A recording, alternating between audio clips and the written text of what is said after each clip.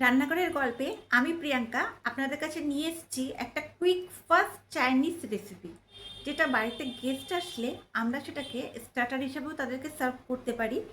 আর রাত্রে ডিনারে পরোটার সাথেও কিন্তু এটা দুর্দান্ত জমে যাবে। চলুন দেখে নিই রেসিপিটা। আমি এখানে বেবিকর্নগুলোকে ছোট্ট ছোট্ট করে স্লাইস করে রেখেছি। ওর মধ্যে আমি কিছু মশলা মেশাবো। প্রথমে আমি একটু আদা কুচি আর একটু রসুন কুচি মিশিয়ে দিচ্ছি।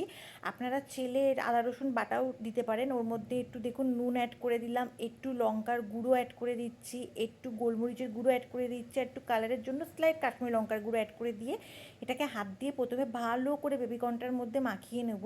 বেবিকর্নটার মধ্যে ভালো একটা কোটিং চলে আসে। তারপরে আমি ওর মধ্যে দেখুন বেশ খানিকটা কর্নফ্লাওয়ার দেবো। এটা কিন্তু কোনো প্রকার জল অ্যাড করবেন না। কর্নফ্লাওয়ারটাকে দেখবে ডাস্ট করে নিয়ে এটাকে আমি এবার ভালো করে একটু মেখে নিচ্ছি। আর এদিকে আমি তেলকে গরম করে রেখেছি।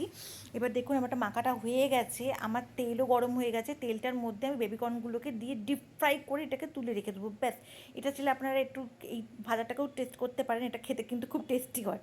এবার দেখুন আমি বেবিকর্নটা দুটো ব্যাচের মধ্যে ভেজে নিলাম।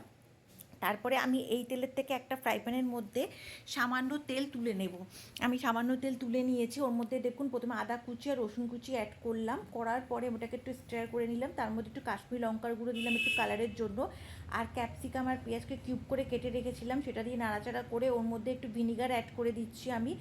এবার তারপরে আমি ওর মধ্যে একটু রেড চিলি সস, একটু গ্রিন চিলি সস, একটু ডার্ক সয়া সস, একটু টমেটো সস দিয়ে নাড়াচাড়া করে নিচ্ছি। সসগুলো যেন পেঁয়াজ টমেটোর গায়ে লেগে গেল। আমি এটা ড্রাই ড্রাই করেই করবো। আর একটু কাঁচা লঙ্কা আর একটু গোলমরিচের গুঁড়ো অ্যাড করে দিয়ে ভাজা বেবিকর্নটা দিয়ে আমি ঢাকা দিয়ে দেবো, যে বেবিকর্নটার গায়ে আমার সসগুলো লেগে যায়। আর ওপর থেকে আমি দেখুন সাদা তিল ছড়িয়ে দিলাম যাতে ক্রিস্পি ক্রিস্পি থাকে। তৈরি হয়ে গেল আমার dry dry quick fast baby corn chilli. Baby corn chilli আর তার সাথে গরমা গরম পরোটা, আমাদের তো ডিনারটা জমে গেল। আপনাদের কেমন লাগলো এই কুইক ফাস্ট চিলি রেসিপিটা আমাকে অবশ্যই কমেন্টে জানান।